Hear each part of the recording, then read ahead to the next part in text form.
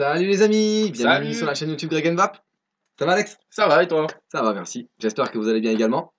Donc vous l'aurez compris, aujourd'hui on va être deux à faire une revue. Une revue sur quoi Alex? On va faire une revue sur le Berserker Mini MTL de chez Vandivap. Voilà, donc comme il a dit, c'est un MTL, donc c'est un tirage serré et non un tirage aérien. Donc Alex justement c'est bien qu'il soit là puisque il est comment dire de nouveau donc comme j'expliquais la dernière fois en train d'arrêter la cigarette. Donc il va pouvoir nous Exactement. donner son point de vue. Mais ouais, avec plaisir. Vous le verrez pendant le plan serré. Allez les amis, On passe en plan serré pour décortiquer la bestiole. à tout de suite.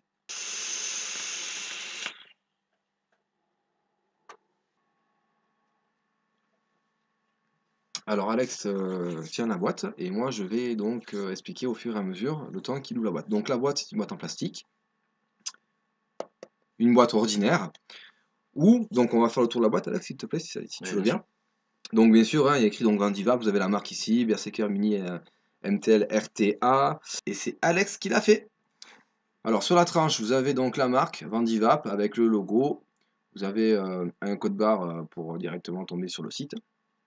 Sur l'autre côté, vous avez donc Berserker Mini MTL RTA avec la pastille autocollante, hein, voilà, vous le recevez comme ça. Pareil de ce côté-ci, hein, Vandivap, un code barre. Et là donc pareil, Berserker, bon voilà, c'est fait par Alex, c'est écrit à l'envers, mais bon, voilà, vous voyez. Voilà, comme ça on voit mieux. Bon après voilà, vous avez un truc explicatif, hein, Berserker Mini, MTL, RTA, tout ça, voilà, ça vient de Shenzhen et compagnie, vous avez le numéro de batch également. En dessous, vous avez le scratch code qui est ici pour vérifier que ce soit bien authentique. Donc ce que contient la boîte, hein, comme d'habitude, donc vous avez le Berserker, un tube de remplacement, un drip tip en Ultem 510, et ainsi de suite, ainsi de suite, ainsi de suite. Voilà. On va donc ouvrir la boîte. Le packaging à l'intérieur est présenté de cette façon. Donc vous avez un drip tip en Ultem 510, le drip tip qui est monté dessus de base, donc l'atomiseur. Vous avez un tank qui lui est en Ultem également. Donc la gravure Berserker, hein, c'est du plastique ça, plastique dur. Sur le dessous, vous avez donc cette petite trappe cartonnée qu'on peut ouvrir. Vous avez encore un tank qui celui-ci est en acier inoxydable avec une très jolie gravure qu'on verra par la suite. Dans le sachet de spare, vous avez des joints de rechange. Vous avez également un pin 510 plaqué or de rechange car le pin 510 est réglable sur cet atout là. Vous avez deux vis pour le poste en supplément et le petit tournevis bleu qui va bien comme d'habitude. Ensuite, je te laisse montrer ça pour la gravure. Alors, la gravure, c'est au laser. C'est au laser? Ouais, ah oui, j'ai pas de relief. C'est bien foutu. Mm. Est-ce que je suis trop près? Non, mais t'as plus pris en fait. Ouais, vas-y là. Voilà.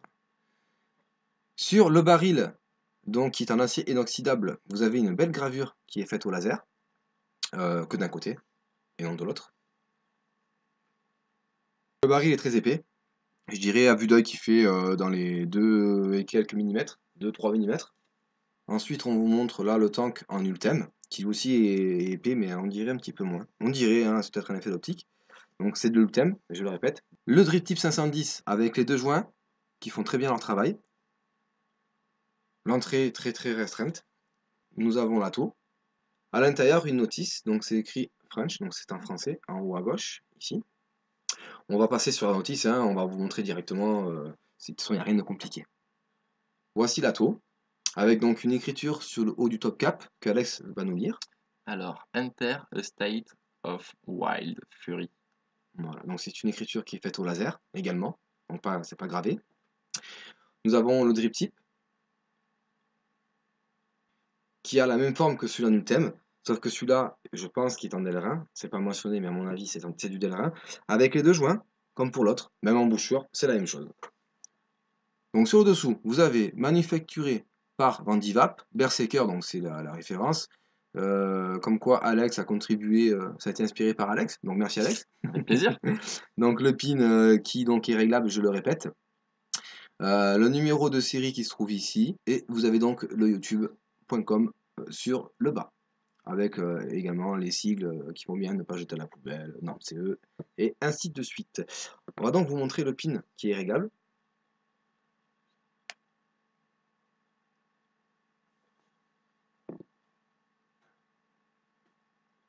comme vous pouvez le constater, il y a un autre pin à l'intérieur. Le pin 510 ressort assez pour pouvoir mettre votre ato sur un mode hybride, si besoin est. Et vous avez le pic de protection tout du tour, là, voilà la rondelle, qui vient pour isoler votre pin. Pour l'airflow, vous voyez donc qu'il n'y en a qu'un, que d'un côté, celui-ci, qui est en forme de goutte d'eau. Donc vous allez passer sur le premier airflow. Voilà, c'est un tout petit trou. Je ne saurais pas vous dire, j'ai pas les dimensions, il y en a 4 ou 5 des trous. Donc on va passer sur le deuxième, qui est un peu plus gros, comme on peut le constater. Le troisième qui est encore plus gros, et ainsi de suite, quoi. Quatrième, et dernier, il me semble. Ah non, il y en a encore un cinquième qui est encore plus gros. Voilà. Ça reste quand même du tirage serré, c'est pas du tirage aérien, même sur le plus gros trou ouvert. Il y a une jolie gravure Vandivap sur le dessus du top cap, bien profonde. Vous avez des espèces de gouttes d'eau sur les côtés, voilà, pour pouvoir mieux agripper votre top cap, afin de pouvoir le dévisser, pour le remplissage. Pour faire la jonction, nous avons un joint ici, qui fait très bien son travail.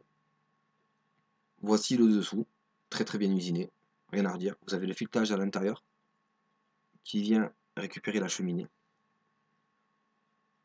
Vous avez deux haricots pour le remplissage, assez large. Vous avez le joint pour venir accueillir le top cap qui est ici, pour pas qu'il y ait de fuite, et le filetage donc de la cheminée. Ensuite, nous allons dévisser la base. Donc pour dévisser la base, vous tenez bien le haut avec le pyrex et la partie basse. Vous avez la cloche ici, domée, la chambre d'automatisation, c'est pareil, avec le filetage donc qui va, on verra par la suite, hein, sur la base du plateau. Vous pouvez retirer le pyrex en mettant votre doigt à l'intérieur, ici, en tenant le pyrex et en poussant. Alex va faire la démo. Donc le pyrex de bonne facture également, hein, bien épais, pas tranchant au niveau des bords. Le joint ici pour venir accueillir donc le pyrex également, comme pour la partie basse. Et ici une gravure qui est faite également au laser. Et il n'y a que de ce côté-là pour la gravure. De l'autre côté, il n'y en a pas.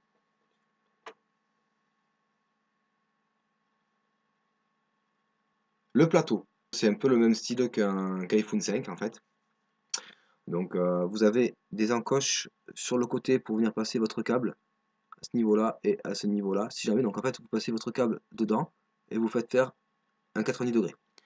Vous avez les arrivées de coton qui sont là, une de chaque côté, avec les arrivées de juice, donc c'est des tout petits trous. Donc vous voyez, hein, ça consomme que dalle, hein, ça consomme rien du tout. Donc le fuse qui est monté là, en fait, c'est un des deux fuses qui était fourni avec, dans le packaging. Donc je n'ai plus, hein, il y en a un qui est parti à la poubelle et l'autre qui est donc ici. Donc ça va, hein, ça reste quand même du bon coil. Donc le filetage ici, pour venir accueillir la chambre d'atomisation, la cloche, tout à l'heure je vous ai montré, et donc le joint ici pour venir accueillir le pyrex. Vous avez la petite cheminée, vous voyez, toute petite, juste en dessous le coil.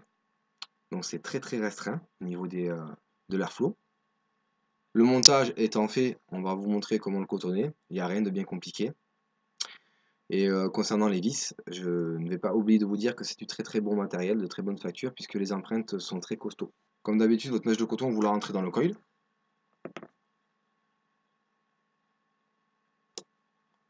Comme à chaque fois, on réceptionne le coton de l'autre côté.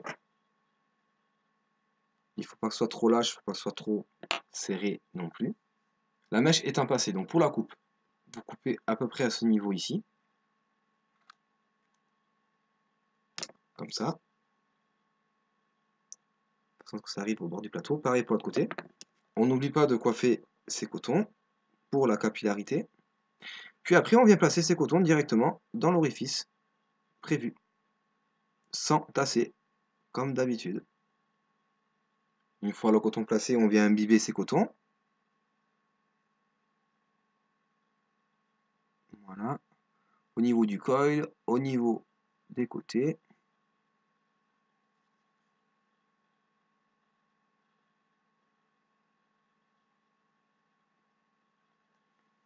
Comme d'habitude, on vient faire un petit fire pour que le coton s'amorce bien. On remet un petit coup de jus. Et on est bon. Ensuite, on vient replacer son verre. On vient replacer la cheminée.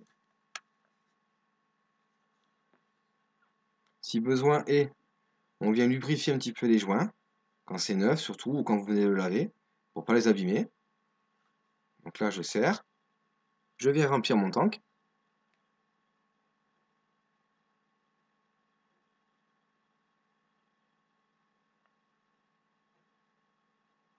Avant de refermer le top cap, je peux venir mettre une goutte de jus sur le joint. Et pareil sur celui-ci. Ensuite, je viens refermer mon top cap. Et vous êtes prêts à vaper. Nous revoilà les amis, donc on va tester cette cigarette électronique. Je rappelle, c'est un diamètre de 22. La hauteur est de 43,2 mm. Contenance 2 ml pour un poids de 55 grammes. Les matériaux utilisés pour la confection de celui-ci, c'est de l'acier inoxydable. Donc hormis le tank qui est en Pyrex et le tank en Ultem et le tank qui est en acier inoxydable aussi, du coup celui qui est gravé. J'ai fait quelques petites recherches, donc en fait vous le trouverez sur les sites chinois dans les 45 $ à peu près, et sur les sites français à 40 €. Alex, on va se tester ça, on va commencer au tirage le plus serré. Allez, c'est parti. Donc la résistance est à 0,66 ohms, avec le code d'origine, je le rappelle, pendant que Alex teste, hein, je vous donne les infos. On est à une vingtaine de watts à peu près, donc dans les 3 volts 70, à ces eaux-là. Plus exactement 21 watts, 3 volts 73. Alors Alex, que t'en penses? C'est serré, hein? Ouais, c'est hyper serré ouais, comme tirage. C'est limite, Alors là, c'est donc, nous sommes au trou le plus petit, hein, le plus restreint. c'est limite difficile quoi. Faut y aller, hein. Effectivement, effectivement, c'est très très très très très serré. Ben là, on dirait vraiment une cigarette, Ouais, et encore, de ce que je me rappelle. franchement, je pense que même au niveau de la clope, On ressent bien les saveurs par contre, quand même, hein. ouais, on sent super bien les saveurs, ouais. Donc là, on est passé au second trou. Vas-y, Alex.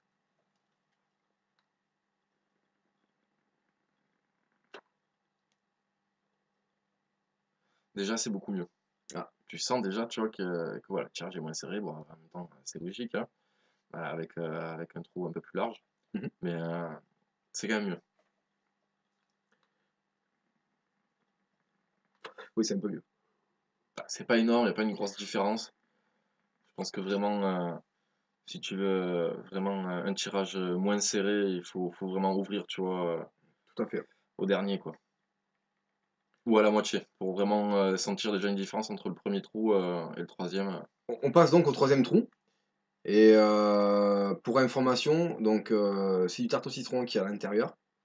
Et il y a 3 mg de nicotine. Je vais tester par dessus. Ouais, Ça reste encore serré quand même. ouais. Mais je trouve qu'il a un bon rendu de saveur par contre.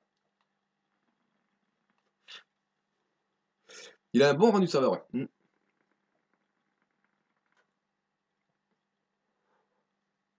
Ouais, déjà pour le tirage, c'est déjà beaucoup mieux. Voilà, beaucoup moins serré. Et rendu saveur, ouais, il reste vraiment, le produit reste vraiment goûtu. C'est vrai que c'est vraiment pas mal. Donc du coup, on va passer Au quatrième trou. au quatrième trou. La baille d'airflow quand même est facile à utiliser, hein. Elle est pas trop dure, elle est pas trop souple, c'est bien, non? Ça va, ouais, Ouais. ça va. Donc 2 ml en contenance, ça peut faire peur. Mais c'est des atos où on va donc entre 0,60 et 1 ohm 30, j'ai envie de dire. Là, on est au quatrième trou, je le rappelle. T'en penses quoi, toi, quatrième trou? C'est plus aérien déjà, quand même, c'est mieux. Un peu plus, ouais. Bon, après, voilà, comme on a dit tout à l'heure, ça reste quand même vraiment un tirage serré. Donc, c'est quand même propre à l'atto. Donc, bon, C'est pas mal, hein. Il y a un bon rendu de saveur, quand même. Il y a un très très bon rendu de saveur, les amis.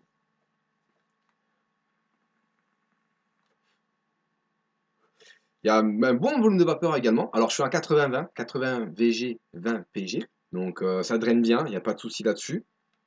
On va donc passer au cinquième et dernier trou, donc le plus aérien de cet atout-là.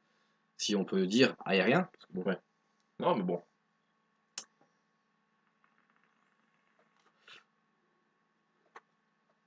vous voyez quand même, ça envoie de la vapeur, hein. C'est vrai, sur le trou le plus aérien, bon, qui n'est pas non plus énorme, hein.